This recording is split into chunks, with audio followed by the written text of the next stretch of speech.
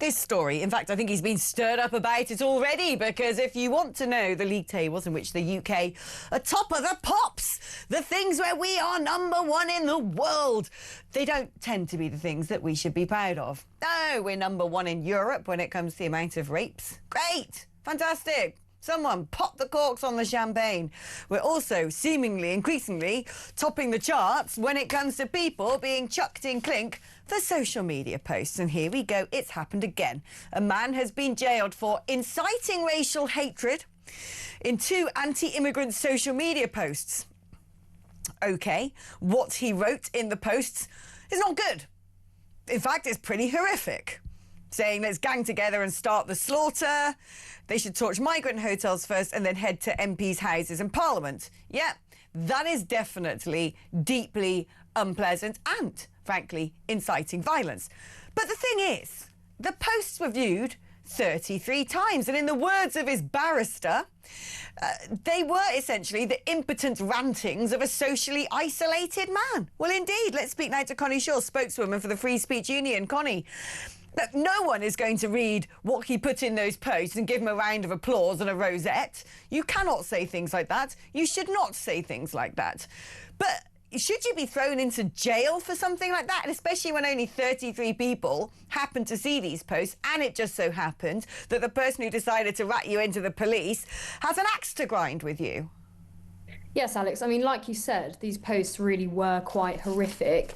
However, the judge said that they had the potential to actually cause violence. But like you said, they were only viewed 33 times, so that is disputable. But having the potential to cause violence is very different from actually being likely to cause imminent violence. And that's the test in the US, the Brandenburg test, where speech is lawful unless it incites violence. And that test is known as the Brandenburg test from that case. And the speech has to both be intended, which these tweets were, but both intended and likely to cause imminent unlawful action. So that's where, when we talk about the prison crisis we have, the reality is that we have thrown a keyboard warrior, essentially, into prison for 18 months for something he said online, when we need everything we need to do everything we can to clear prison spaces. And obviously David Lammy at the moment, he's claiming that in order to speed up the judiciary process, that he's now trying to get rid of a lot of jury trials, which most speech offences are dealt with. This guy did plead guilty to inciting racial hatred, and therefore he wasn't tried by a jury, he was tried by a judge. You are twice as likely to be acquitted if you're heard by a jury, and 75% of people who plead not guilty and are tried by juries do get acquitted. But there's also no evidence relating to, the conversation you're having with Gideon and this news about criminalising the words globalise the intifada.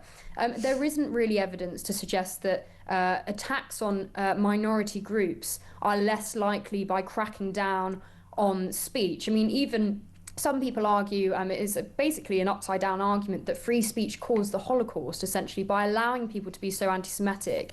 That led to the horrific persecution of Jews. But actually, in the Weimar Republic, anti-Semitism was really cracked down on. There were multiple leading Nazis who were imprisoned for things that they were saying, but that allowed them to be painted as martyrs. And there was even one newspaper that really said, Hitler has been silenced. And that allowed horrific people like the Nazis to be elevated. And of course, when the Nazis got into power, they then really did crack down on free speech. There isn't evidence to suggest that attacks on minorities, especially not in this case, when only 33 people saw it, will be reduced by cracking down on free speech. Of course, that doesn't mean that what he said wasn't awful, but Toby Young, Lord Young, our founder and General Secretary at the Free Speech Union, he's doing a review of our speech laws for Kemi Badenoch.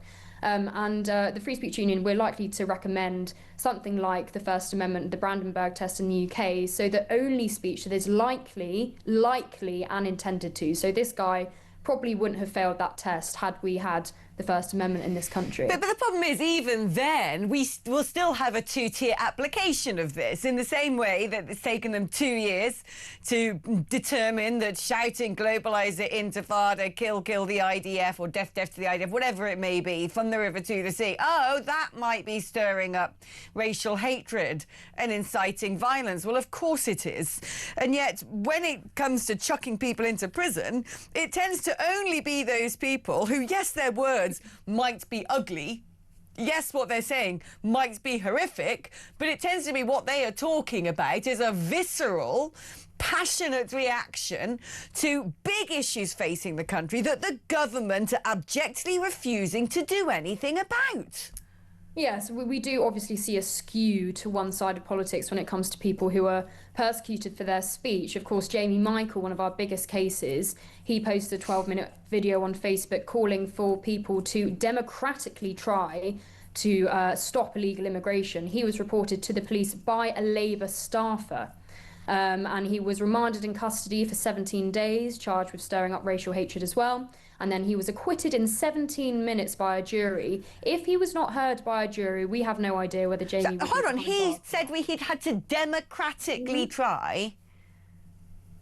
Yes, he was calling for his local community to go to local politicians, to councillors, to their MPs to protest against illegal immigration. He falsely believed, like many people, that Axel Rudabakana was an illegal immigrant because obviously his identity wasn't released until much later after the attack. But of course, people who haven't seen this video, because it's quite hard to find on Facebook, the worst thing that Jamie said was that some of these radicalised immigrants are scumbags and psychopaths. And of course, like many things you've been talking about today, there is vast evidence that some of these people are what I would describe as psychopaths and scumbags. But it's odd, this sort of charge of racial hatred. It's this strange perception that if you're talking about migrants, you're automatically racist, when there are people of lots of different races coming into the country. It's not necessarily to do with their race at all. It could be about their culture. You know, many of the people who do come illegally may be white themselves. Right, and it's funny, isn't it? They choose this exact moment to start pushing for the Islamophobia law again. And what I think to this is, if you manage to crack down on the problem members of that community, if you went after the Islamists, if you decided you weren't going to tolerate intolerance anymore, and you went after the radical preachers and the mosques that were stirring up hatred and violence, and if you cracked down on those people who wanted to import into this country misogynistic values, racism against Jews, anti-Christian views, if you actually went after the wrong uns, there wouldn't be a need for Islamophobia laws, because no one would be worried about Islam anymore. It just beggars belief. Connie, thank you ever so much. Fantastic having you back on the programme. Connie Shaw from the Free Speech Union. We're going to be